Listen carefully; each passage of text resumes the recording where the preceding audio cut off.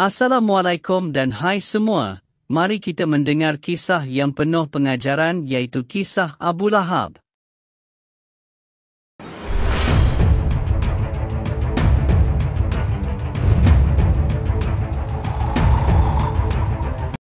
Pernahkah anda dengar surah Al-Masad?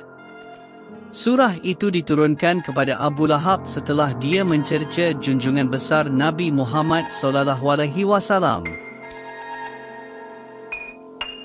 Jadi siapakah Abu Lahab ini? Apakah kisah yang menyebabkan turunnya ayat Al-Quran ini? Jom kita mendengar kisah Abu Lahab.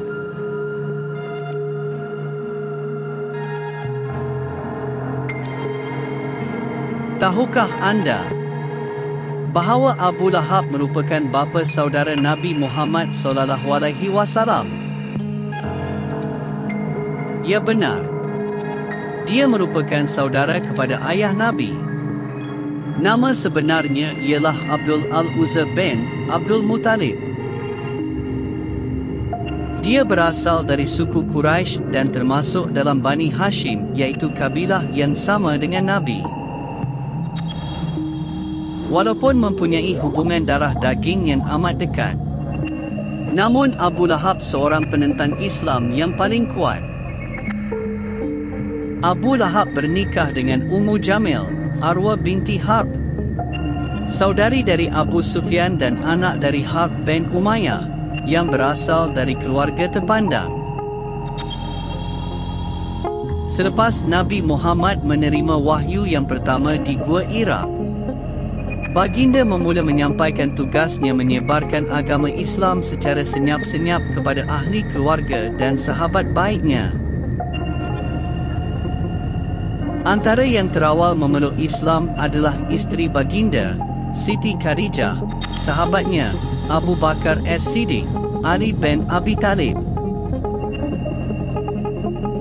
Namun setelah sampai waktunya, Allah Subhanahu Wa Taala telah memerintahkan Rasulullah untuk menyampaikan dakwah secara terang-terangan. Dengan perintah itu, Nabi Muhammad memilih Bukit Safar untuk menyampaikan dakwahnya. Baginda naik ke atas bukit dan memanggil kaum Quraisy dengan lantang.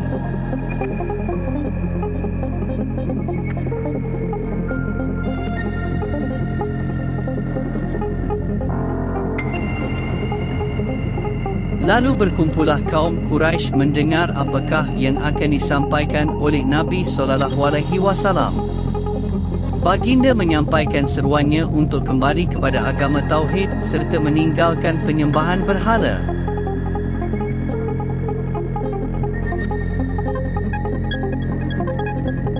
Malangnya, tidak semua yang menerima seruan itu dengan baik. Ada di antara mereka yang terkejut dan ada juga yang marah kerana perkara ini amat bertentangan dengan ajaran yang mereka anuti. Lalu Abu Lahab berdiri dengan penuh kemarahan dan kebencian dan dia berkata, "Celakalah kamu, Muhammad. Untuk tujuan ini kamu memanggil kami semua ke sini." Setelah itu, maka turunlah wahyu iaitu surah Al-Masad. Binasalah kedua tangan Abu Lahab dan sesungguhnya dia akan binasa. Tidaklah berguna baginya harta bendanya dan apa yang ia usahakan. Kelak dia akan masuk ke dalam api yang bergejolak. Dan begitu pula istrinya, pembawa kayu bakar, yang di lehernya ada tali dari sabut. Surah Al-Masad 1:5.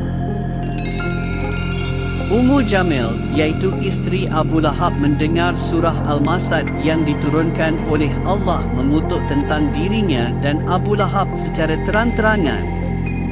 Ummu Jamil tidak berpuas hati dengan Nabi Muhammad. Dia mencari Nabi yang pada ketika itu sedang duduk di Masjidil Haram bersama sahabatnya Abu Bakar As-Siddiq. Ummu Jamil mengambil batu untuk dilemparkan kepada Rasulullah. Namun apabila sampai sahaja dia di tempat Rasulullah, tiba-tiba dia tidak dapat melihat kelibat Rasulullah di situ.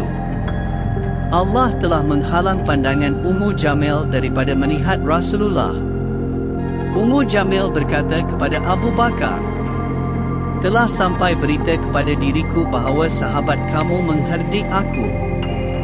Demi Tuhan, jika aku mendapatinya nescaya aku pukul mulutnya dengan batu ini." Kemudian Ummu Jamil berkata lagi, "Wahai orang yang hina, kami ingkar kepadamu, kami tidak layan arahan kamu dan kami benci agama kamu." Lalu beliau berlalu pergi. Sebaik sahaja Ummu Jamil pergi, Abu Bakar bertanyakan kepada Rasulullah, "Wahai Rasulullah, tidakkah kamu melihatnya dan dia melihat kamu?" Sabda Nabi SAW, "Dia tidak melihatku kerana sesungguhnya Allah telah mengalih pandangannya daripadaku." Tidak cukup dengan itu kebencian Abu Lahab dan Ummu Jamil terhadap Rasulullah. Pada waktu malam, Ummu Jamil memikul seberkas kayu yang berduri dan meletakkan ia di tempat laluan Nabi untuk tujuan menyakiti Nabi. Abu Lahab juga menyebarkan fitnah dan tuduhan bahawa anak saudaranya gila dan penyihir. Mereka mempengaruhi orang lain untuk menjauhi Nabi dan Islam. Ketika Perang Badar tercetus, Abu Lahab hanya duduk di sebuah kemah berhampiran Kaabah. Oleh sebab usia Abu Lahab yang telah lanjut, maka dia tidak menyertai perang itu. Setelah itu dia mendengar berita tentang kemenangan Islam. Abu Lahab diberitahu bahawa ada lelaki berpakaian putih menaiki kuda belang di antara langit dan bumi telah menolong orang Islam berperang. Berita itu juga telah tersampai kepada isteri Al-Abbas, Ummu Al-Fat dan hamba Al-Abbas, yang secara rahsianya telah memeluk Islam.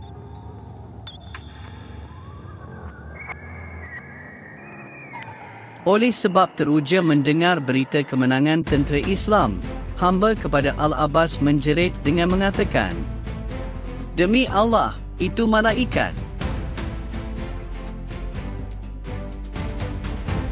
Mendengarkan apa yang diucapkan oleh hamba Al-Abbas, Abu Lahab berasa teramat marah lalu memukul di mukanya dan menghumbankan ke tanah lalu memukulnya berkali-kali. Ummu Al-Fat yang melihat kejadian itu mengambil kayu penahan kemah dan memukul kepada Abu Lahab hingga cedera parah. Semenjak itu, luka di kepada Abu Lahab tidak pernah sembuh, malah luka itu menjadi nanah dan merebak di kawasan tubuh yang lain. Isteri dan anak-anaknya merasa jijik dan geli. Abu Lahab meninggal 7 hari selepas itu. Selama 3 hari mayatnya dibiarkan tanpa diurus kerana seluruh ahli keluarganya tidak sanggup untuk menguruskan mayat yang jijik itu. Mereka malahan mengupah orang untuk menggali lubang untuk Abu Lahab dan membaling batu sehingga mayatnya tertimbus. Kisahnya menjadi pelajaran bahawa penolakan terhadap kebenaran kerana kesombongan dan ego boleh menyebabkan kehancuran abadi. Terima kasih kerana menonton. Jangan lupa untuk tekan butang like dan subscribe. Semoga kita berjumpa lagi pada video akan datang.